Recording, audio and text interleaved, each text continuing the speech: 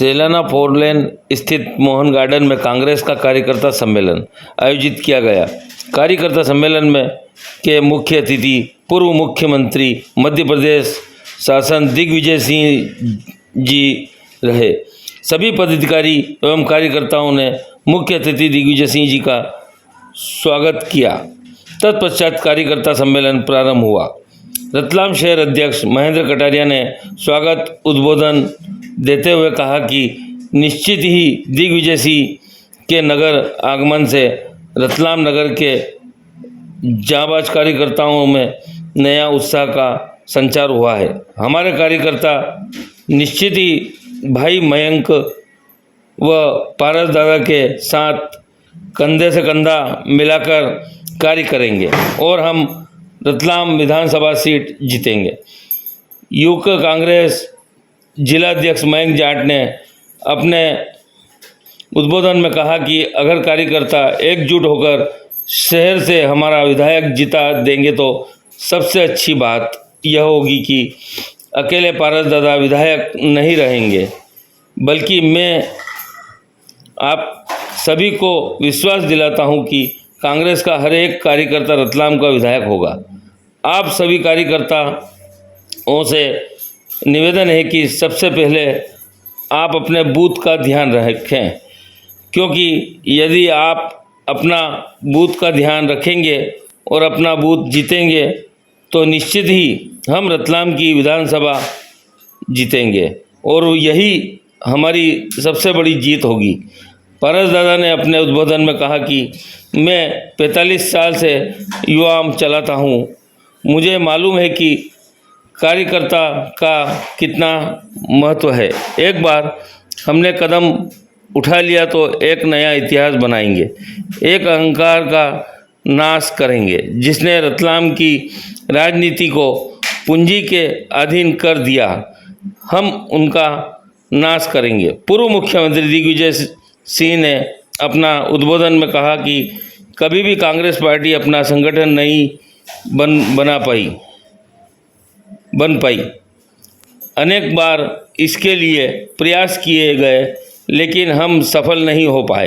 पहली बार चुनाव आयोग के सामने फॉर्म भरे गए और उन्होंने हर वार्ड में जाकर हर बूथ पर जाकर सर्वेक्षण किया और जो गलत नाम जुड़े थे उन्हें कटवाया, जो छूट गए थे उन्हें जुड़वाने का प्रयास किया। मैं मयंक की बात पर सहमत हूँ। हमें चुनाव इसी तरीके से लड़ना है जिस तरह से हम पंच के चुनाव लड़ते हैं, वार्ड का चुनाव लड़ते हैं, बूथ का चुनाव लड़ते हैं, क्योंकि बूथ पर रहने वाला व्यक्ति ही संघर्ष करता है। जब उसका विरोध होता है, हमारा यह प्रयास होना चाहिए कि हम बूथ स्तर पर उस कार्यकर्ता को ज़्यादा से ज़्यादा मजबूत करें।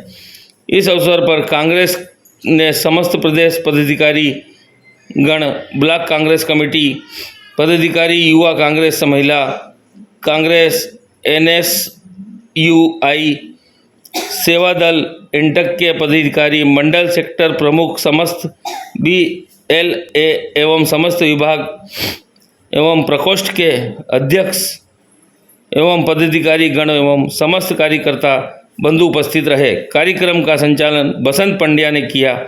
उक्त जानकारी नीलू अग्रवाल ने दी। मंच पर विराजित हमारे रतलाम लोकसभा क्षेत्र से पर्यवेक्षक श्रीमती प्रभा। भगवान राम को भी आप कांग्रेस और भाजपा में बांट रहे हो। भाजपा को शर्म आनी चाहिए जो हमारे धर्म को इस तरह का उन्होंने खिलवाड़ बना रखा है। हम भगवान राम को मानते हैं क्या? भगवान राम को उनको एकाधिकार मिला हुआ है क्या? ये बात मैं आपको कहना चाहता हूँ कि ये देश में जो मूल हमारी समस्याएं हैं उस पर उसको ढकने का ये प्रयास है। राम मंदिर अयोध्या में बने, किसको आपत्ति है? अदालत का फैसला है, मंदिर बने, चंदा हमने भी दिया है। हमारे शिवराज सिंह जी ने 1 लाख दिया, मैंने 1,11,000 दिया। भगवान राम सबके हैं। भगवान राम को क्यों बांटना चाहते हो? आपकी सरकार बनेगी तो बात ये मैं कहता हूँ कि मोदी जी महंगाई के बारे में कुछ नहीं बोलते, बेरोजगारी के बारे में कुछ नहीं बोलते, मध्य प्रदेश में जो भ्रष्टाचार हुआ उसके बारे में कुछ नहीं बोलते, मध्य प्रदेश में जो कर्जा बढ़ता चला गया राज्य सरकार पर उसके बारे में कुछ नहीं बोलते, जो यहाँ पर भ्रष्टाचार के साथ साथ स्पष्ट तौर पे जो अनुसूचित जाति और जनजाति के ऊपर हुए अत्याचार उसके बारे में कुछ नहीं बोलते। आखिर बोलते क्या हैं? मैं तो उनसे पूछना चाहता हूँ कि आपने कहा था कि काला धन वापस आ जाएगा, आज तक कौन सा काला धन आया? ये भी रिकॉर्ड है कि जितना काला धन पहले यहाँ से निकला है मोदी जी के कार्यकाल में, उससे ज़्यादा काला धन विदेशों में चला गया, और काला धन जिनको निकाला है वे सब भी भाग के चले गए, आज तक मोदी जी वापस नहीं ला पाए। मैं तो आपसे ये भी कहना चाहता हूँ कि मोदी जी ये तो बताएं 25 लाख करोड़ का कर्जा उन्होंने कॉरपोरेट्स का माफ़ किया है क्या? एक भी अनुसूचित जाति, जनजाति, मजदूर, किसान का 1 रुपया भी उन्होंने माफ़ किया हो तो हमें बता दीजिए। हमने जो किसानों का कर्जा माफ़ करने का प्रयास किया था उसको भी योजना उन्होंने रोक दी। इसलिए साथियों, ये लोग ध्यान भटकाने, जो मूल समस्या महंगाई है, मूल समस्या बेरोजगारी है, मूल समस्या इस देश में बढ़ते हुए अन्याय अत्याचार की है। मैं तो आपसे कहता हूँ, निष्पक्ष पत्रकारिता करना क्या संभव है? अब कोई पत्रकार यदि एक लेख या एक वक्तव्य भाजपा खिलाफ लिख देंगे तो उस पर 151 बंद कर दिया जाएगा, झूठे केस लगा दिए जाएंगे। क्या लोकतंत्र इस तरह से बच पाएगा? ये जनवरी में अयोध्या में राम मंदिर बनना है। ईडी का, आईटी का, सीबीआई का उपयोग तो ऐसा किया जा रहा है कि हर कांग्रेस की नेता पर ईडी आ रही है, आईटी आ रही है, सीबीआई आ रही है।